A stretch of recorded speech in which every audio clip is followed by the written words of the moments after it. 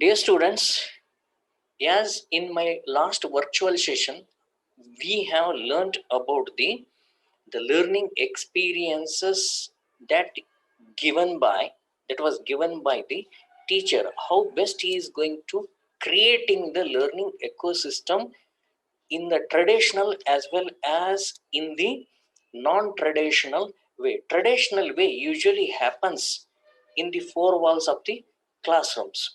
Non-traditional way, it is happening in the outside the classroom with the help of the whatever the with the help of the certain creation of the teaching environment. ಇಲ್ಲಿ ಸಾಂಪ್ರದಾಯಿಕ ಬೋಧನೆಯ ಮೂಲಕವಾಗಿ ಅಥವಾ ಅಸಾಂಪ್ರದಾಯಿಕ ಬೋಧನೆಯ ಮೂಲಕವಾಗಿ ನಾವು ಕಲಿಕಾ ವಾತಾವರಣ ಕಲಿಕಾ ಅನುಭವಗಳನ್ನ ನೀಡುವುದು. ಕಲಿಕಾ ಅನುಭವಗಳು ಸಾಂಪ್ರದಾಯಿಕವಾಗಿರ್ಬೋದು ಅಥವಾ ಅಸಾಂಪ್ರದಾಯಿಕವಾಗಿರ್ಬೋದು. ಇದರ ಬಗ್ಗೆ ನಾವೇನ್ ಮಾಡ್ತಾ ಇದ್ವಿ, ಕಳೆದ ಅವಧಿಯಲ್ಲಿ ಅಧ್ಯಯನ ಮಾಡ್ತಾ ಇದ್ವಿ. We were learning about mainly in the two types of the ecosystem, traditional as well as non-traditional ecosystem, wherein in traditional ecosystem usually that will be taking places in the four walls of the classroom using all the traditional technology and the approaches. ಸಾಂಪ್ರದಾಯಿಕವಾಗಿರ್ತಕ್ಕಂತಹ ಎಲ್ಲ ಸಾಧನಗಳನ್ನು ಬಳಸಿಕೊಂಡು ಬೋಧನೆ ಮಾಡುವುದು.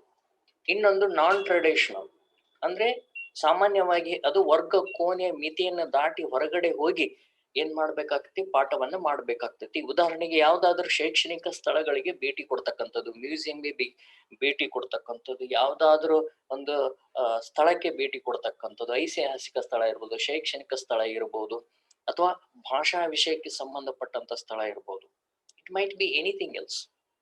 Okay, we took the example as the solar system. How we are going to be incorporating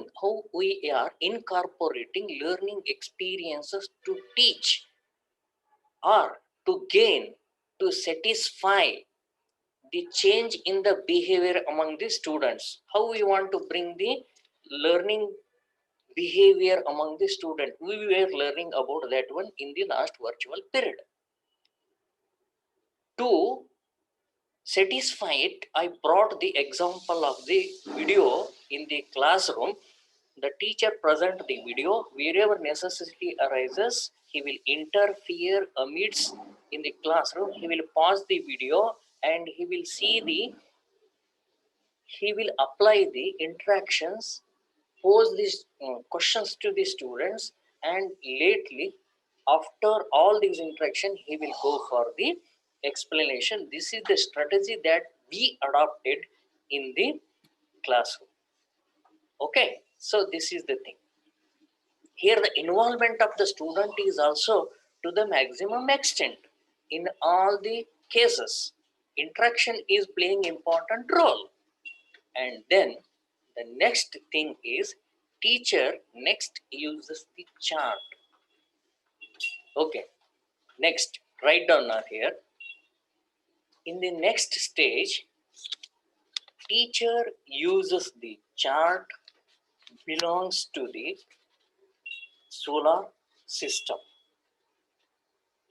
and explains the different parts of the chart.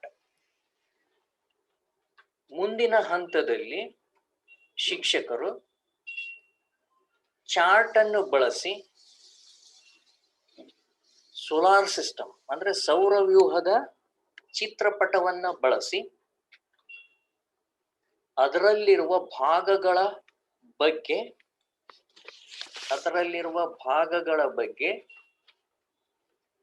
ಚರ್ಚೆ ಮಾಡುವರು. Later on,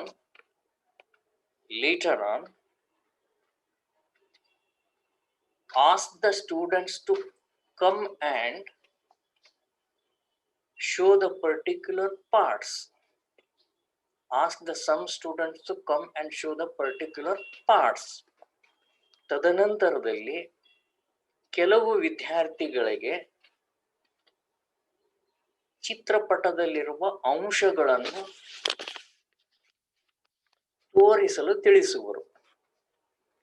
ತೋರಿಸಲು ತಿಳಿಸುವರು.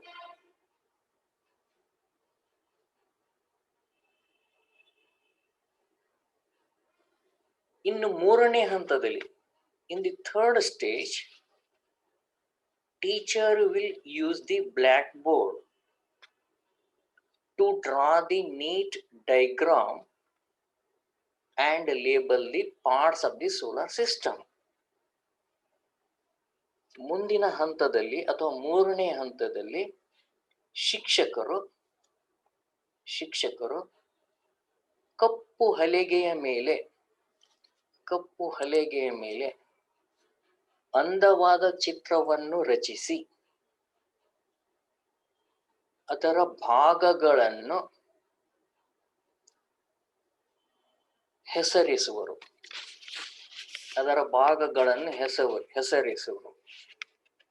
During this process,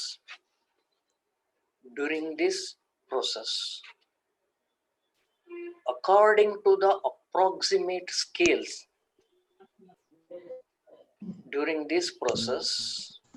by using approximate scales and color chalks, teacher draw the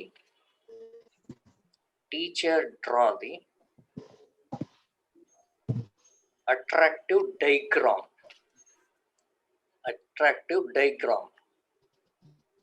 ಶಿಕ್ಷಕರು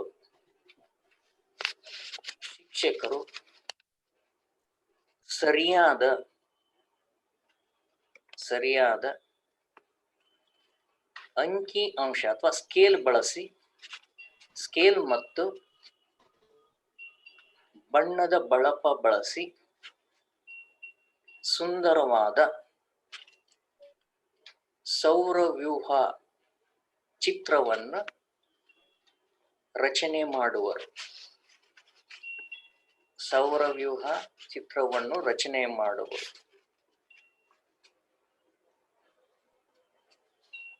ಈ ಪ್ರಕ್ರಿಯೆ, this process will be taken by the teacher by following series of steps.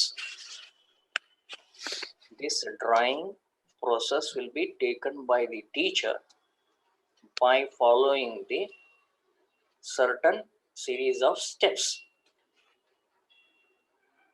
ಈ ಒಂದು ರಚನೆಯ ಹಂತಗಳ ಪ್ರಕ್ರಿಯೆಯು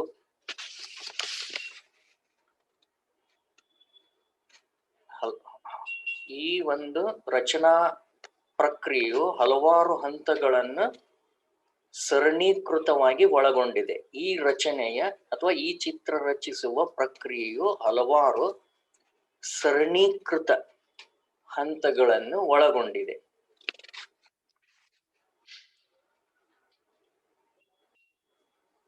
At the same time, teacher will ask the student to draw. At the same time, teacher will ask the student to draw the diagram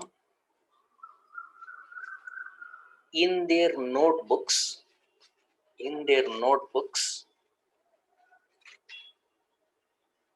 by following the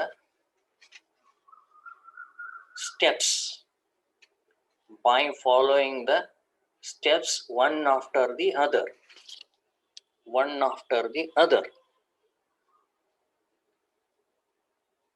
ಶಿಕ್ಷಕರು ವಿದ್ಯಾರ್ಥಿಗಳಿಗೆ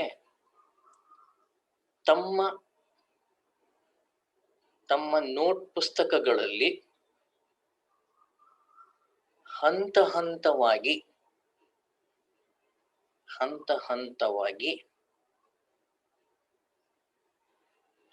ಹಂತವಾಗಿ ಸೌರವ್ಯೂಹದ ಚಿತ್ರ ಬಿಡಿಸಲು ತಿಳಿಸುವರು.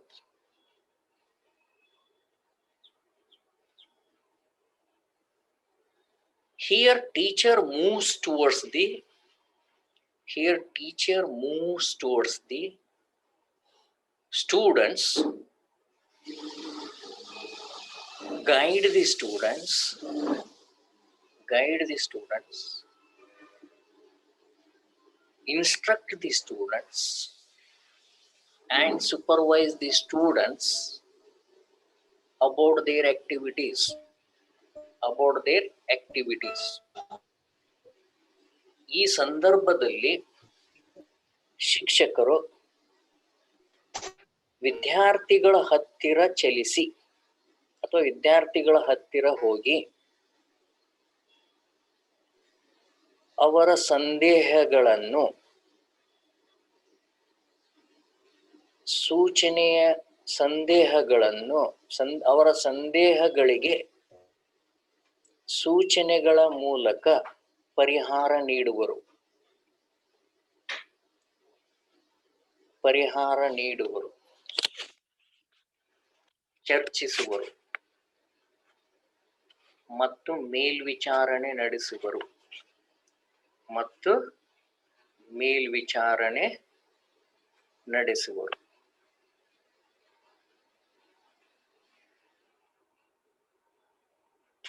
This clearly shows that, one minute, write it. This clearly show that the teacher had taken the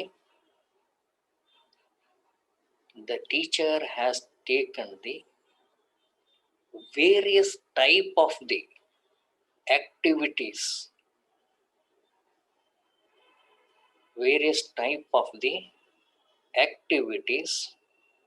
to provide the effective learning experiences,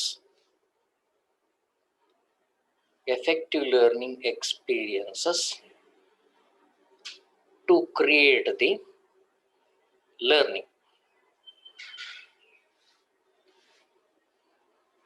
ಈ ಮೂಲಕವಾಗಿ ಶಿಕ್ಷಕರು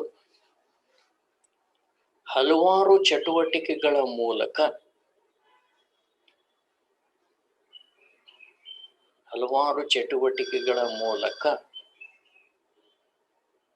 ಕಲಿಕಾ ಅನುಭವಗಳನ್ನು ನೀಡಿದ್ದಾರೆ.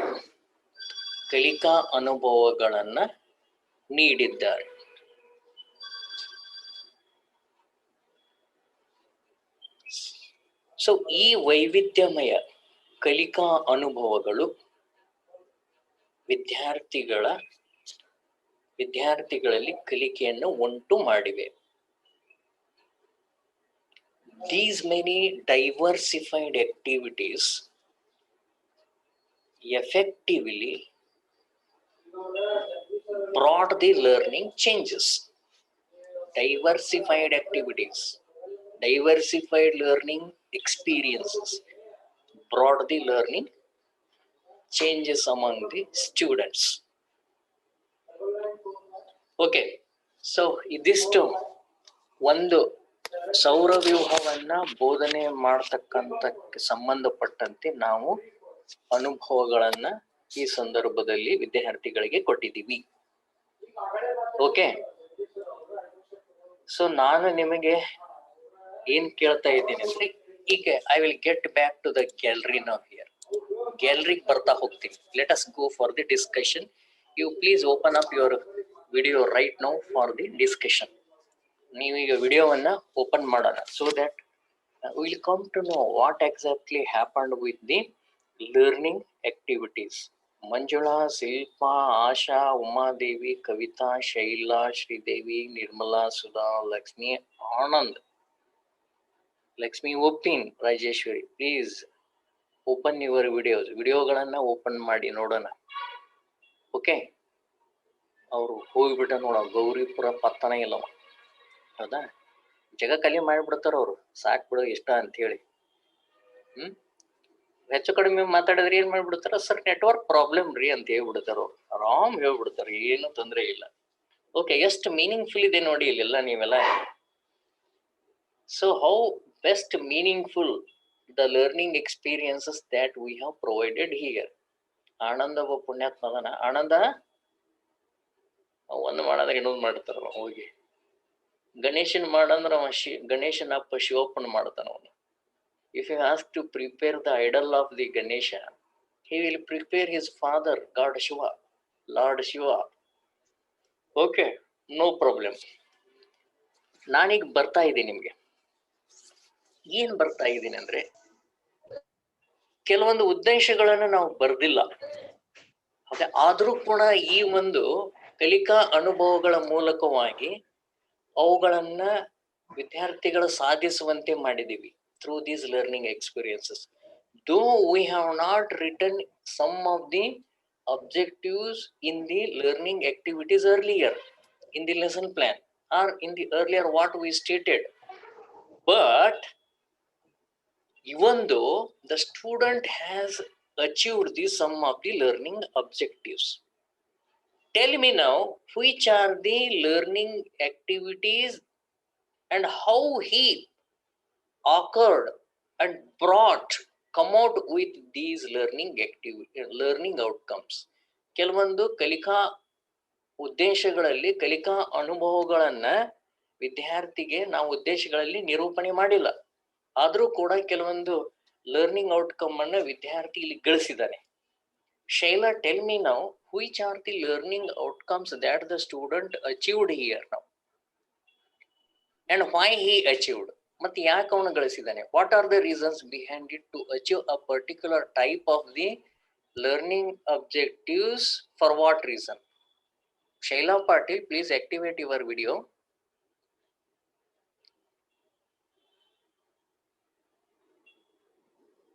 ಕ್ವಶನ್ ಕೇಳಿದ್ರೆ ಬರುತ್ತೆ ನೋಡಪ್ಪ. ಉಮಾದೇವಿ, ನೋಡೋಣ ನೀವರ ಸ್ವಲ್ಪ ಪ್ರಯತ್ನ ಪಡ್ತೀರೇನೋ ಅಂತೇಳಿ. ಹಾ ಹೇಳಮ್ಮ, ಡಿಸ್ಕಸ್ ಮಾಡೋಣ, ಏನಾಗುತ್ತೆ ಅದರಲ್ಲಿ. ವಿಡಿಯೋ ಆನ್ ಮಾಡಿ.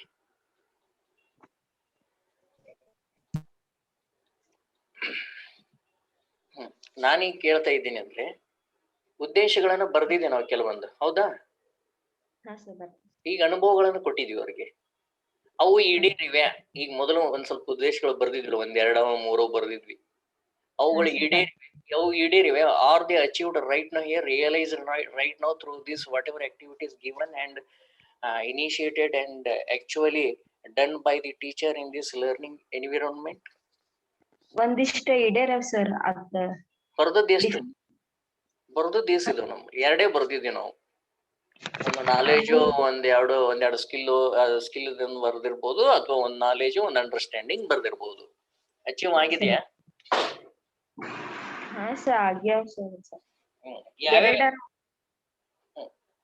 ಅಂದ್ರೆ ಸರ್ ವಿಡಿಯೋ ಮೂಲಕ ಸೌರವ್ಯೂಹದ ಬಗ್ಗೆ ಹೇಳ್ತೇವಲ್ಲ ಸರ್, ಅದ್ರದ ಪರಿಕಲ್ಪನೆ ಅವ್ರಿಗೂ ಉಂಟಾಗ್ತೈತಿ sir. Yes, one thing is clear, one thing is achieved, ಹೌದಾ? ಆಮೇಲೆ he will recall the student will recall the names of the all the planets, right? ಪುನಃ ಸ್ಮರಿಸ್ತಾನ ಎಲ್ಲಾ ಪ್ಲಾನೆಟ್ಗಳ ಬಗ್ಗೆ, ಗ್ರಹಗಳ ಬಗ್ಗೆ. ಸೌರವ್ಯೂಹ ವ್ಯವಸ್ಥೆ ಅಂದ್ರೆ ಏನೋ ಅದರ ಡೆಫಿನೇಷನ್ ಹೇಳ್ತಾನೆ ಅವನು. he will define planets. ಅವಾಗ ನಾಲೆಜ್ ಅಬ್ಜೆಕ್ಟಿವ್ಸ್ ಬರುತ್ತೆ, ಹೌದಾ? ಇದು ವಿಡಿಯೋದಿಂದನೂ ಬರುತ್ತೆ, ವಿಡಿಯೋ ತೋರಿಸಿದ್ರು ಬರುತ್ತೆ, ಚಾರ್ಟ್ ತೋರಿಸಿದ್ರು ಬರುತ್ತೆ, ಅವ್ನು ಡೈಗ್ರಾಮ್ ಮಾಡಿದ್ರು ಇವೆಲ್ಲವುಗಳು ಬರುತ್ತೆ through these activities. Understand? R through the teachers explanation also he will acquire it. Understand my point? And next one is which objective is there mentioned there? Next one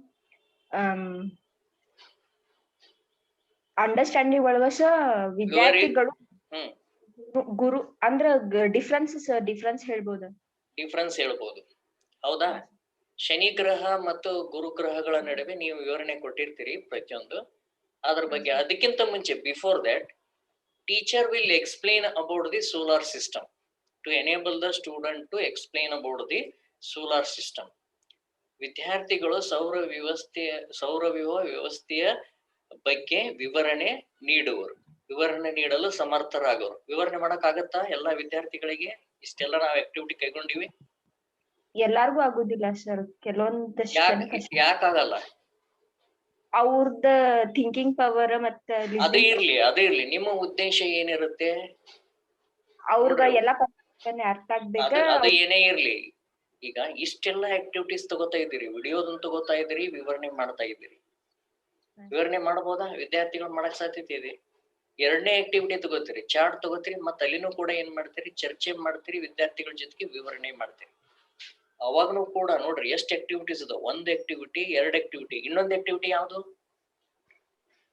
board ಮೇಲೆ ಚಿತ್ರ ತೆಗಿತೀವಿ. Board ಮೇಲೆ ಚಿತ್ರ ಬರೀದು. ಯಾಕೆ board ಮೇಲೆ ಚಿತ್ರ ಬರೀತೀರಿ? ಆ ಅನುಭವ ಯಾಕೆ ಕೊಡ್ತೀರಿ? Why you are giving the drawing.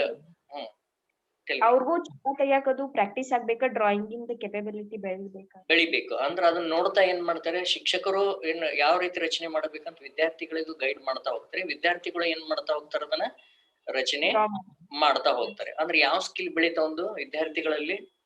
Drawing skill. Drawing skill ಅಂದ್ರೆ ಸೌರವ್ಯೂಹವನ್ನ ಅಂದವಾಗಿ ರಚನೆ ಮಾಡಿ ಅದರ ಭಾಗಗಳನ್ನ ಗುರುತಿಸುವ ಸ್ಕಿಲ್ ಬೆಳೀತು. Understand my point? ಅಂದ್ರೆ ಇಲ್ಲಿ ಏನಾಗ್ತಾ ಇದೆ, ನಾಲೆಜ್ ಬೆಳೆಯುತ್ತೆ, ಹೌದಾ? ಅಂಡರ್ಸ್ಟ್ಯಾಂಡಿಂಗ್ ಬೆಳೆಯುತ್ತೆ. ಅಪ್ಲೈ ಮಾಡ್ತಕ್ಕಂಥ ಸ್ಕಿಲ್, ಅಪ್ಲೈ ಮಾಡ್ತಕ್ಕಂಥದ್ದು ಸ್ಕಿಲ್ ಅಂದ್ರೇನು? ದಿನನಿತ್ಯದಲ್ಲಿ ಕೂಡ ವಿದ್ಯಾರ್ಥಿ ಏನ್ ಮಾಡ್ತಾ ಹೋಗ್ತಾನೆ, ಸೌರವ್ಯೂಹ ವ್ಯವಸ್ಥೆ, ಹಲವಾರು ಸಂಗತಿಗಳನ್ನ ಹಗಲು ರಾತ್ರಿ ಇವೆಲ್ಲ ಅಂಶಗಳ ಬಗ್ಗೆ ಅಧ್ಯಯನ ಮಾಡ್ತಾನೆ ಇರ್ತಾನೆ. ಅವುಗಳ ಬಗ್ಗೆನೂ ಕೂಡ ಇಲ್ಲಿ ತಿಳ್ಕೊತಾ ಹೋಗ್ತಾನೆ.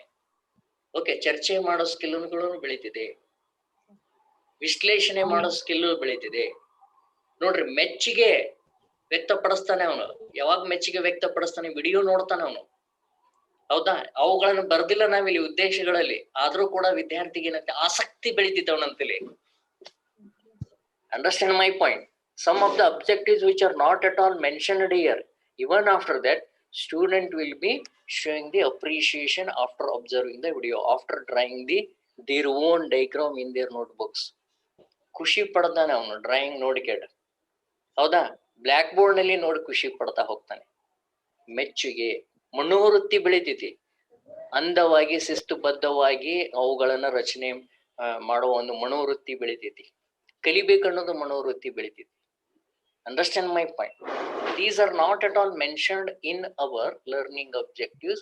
So even though we are going to achieving number of objectives through the means of multi activities that we have, or varied type of the activity that we have adopted and inculcated in our teaching learning experiences.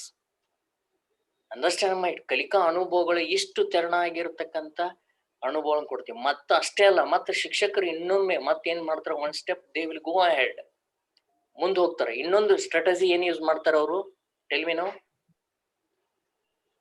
ಒಂದು video ತೋರಿಸೋದು, ಎರಡು chart, ಮೂರು black board.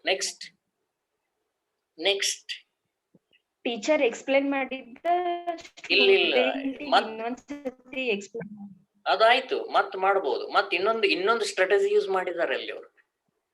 ಇಷ್ಟೆಲ್ಲ ಆದ್ಮೇಲೆ model use ಮಾಡಬಹುದು, no problem. ಇಷ್ಟೆಲ್ಲ ಆದ್ಮೇಲೆ ಬೇರೆ ಸ್ಟ್ರಾಟಜಿ ಯೂಸ್ ಮಾಡಿದಾರ, ಸ್ಟೂಡೆಂಟ್ಸ್ ಹತ್ರ ಹೋಗಿದಾರ ಅವರು.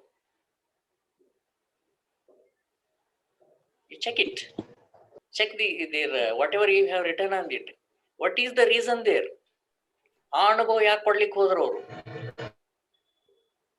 ಸ್ಟೂಡೆಂಟ್ಸ್ ಹತ್ರ ಹೋಗೋದು ಅದರ ಅರ್ಥ ಏನು? ಹಂಗಾರೆ ಸುಮ್ನೆ ಇಷ್ಟೆಲ್ಲ ಮಾಡಿದ್ರಲ್ಲ. What is the use of moving towards the students as he has done, showing the video and explanation and discussion, chart explanation and interaction, and drawing something, that solar system on the blackboard, and explanation and discussion, and calling the student. These much activities, diversified activities has given. Even after that, why the student has given the scope for another type of the experiences moving towards the student? ಯಾಕೆ ಹೋಗ್ಬೇಕು ಅವರು ವಿದ್ಯಾರ್ಥಿಗಳ ಹತ್ರ? Kavita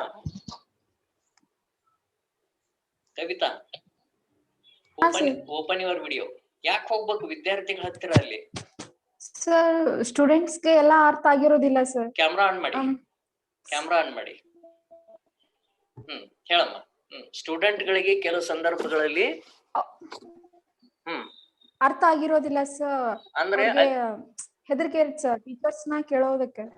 okay, ಕೆಲವೊಮ್ಮೆ individual differences, ವೈಯಕ್ತಿಕ ಭಿನ್ನತೆಗಳು ಇರ್ತಾವು. ಒಮ್ಮೊಮ್ಮೆ ವಿದ್ಯಾರ್ಥಿಗಳಿಗೆ ಅರ್ಥ ಆಗಿರೋದಿಲ್ಲ, ಹೆದರಿಕೆ ಅನ್ನೋದು ಇರ್ತೈತಿ.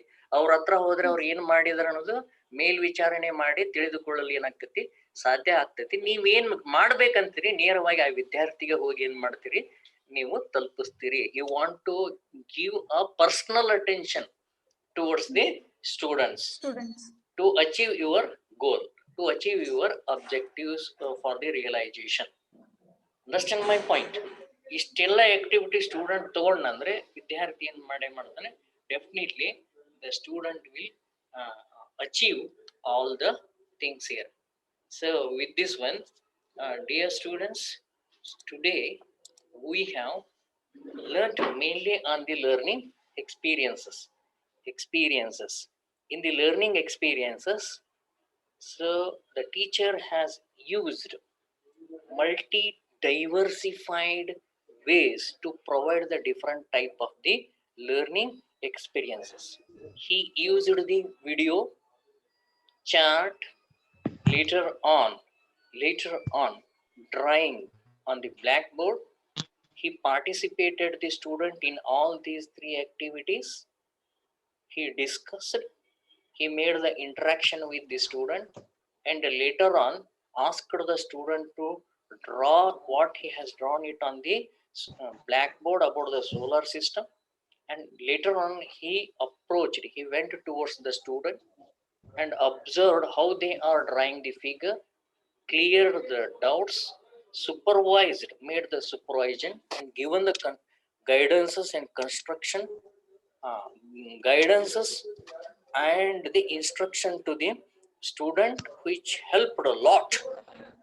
Okay, because he paid the personal attention to the student, at the same time attended the personal queries of the students. Okay, and this definitely helped the teacher to achieve all sorts of the objective, which may becomes under knowledge, understanding, skill, application, affective domain like interest, attitude, participation, etc. and etc. With this one, dear student, I will wind up the session here itself, and we will move further related to the learning outcome in my next virtual session. Thank you very much.